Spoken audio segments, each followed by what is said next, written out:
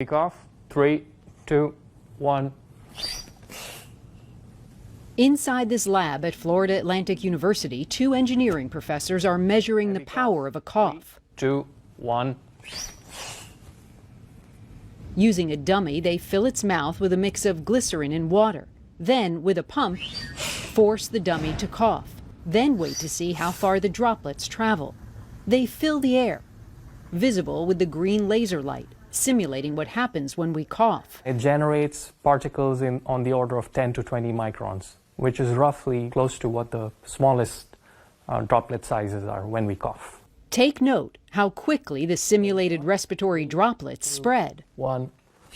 The droplets expelled traveled a distance of 3 feet almost immediately. Within 5 seconds, the droplets were at 6 feet, then 9 feet in just about 10 seconds. Remember, 9 feet is 3 feet beyond the recommended social distancing guidelines. It's already reaching roughly 9 feet now. It's still moving farther slowly. The fog of droplets lingered in the air, but kept moving forward, taking just another 30 to 40 seconds to float another 3 feet. Okay, it's getting closer to 12 feet now. Yes, he said 12 feet.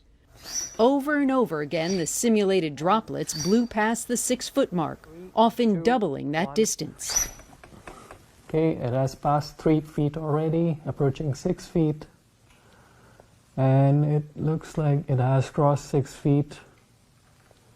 And now it has slowed down. How long might they linger at 9 feet and 12 feet?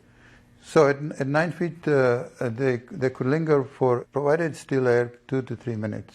Okay, but the concentration is less than what it would be at say 6 feet by about a factor of 8. The professors say the droplets become less dense the further they travel, but they still hang in the air, still with the ability to carry disease. And watch this. Even when we put a simple mask on the dummy, particles still dispersed from the sides of the mask, though they didn't travel very far. Certainly, if you're not wearing a mask, you're supposed to cough into your elbow. But if you cough into your hand, this is what happens. Let's turn out the lights. I'll put my hand up against the mouth of this dummy and simulate a cough.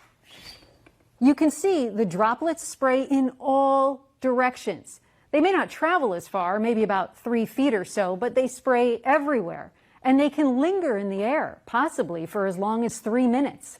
Intensity of the cough matters, so we tested a gentle cough too.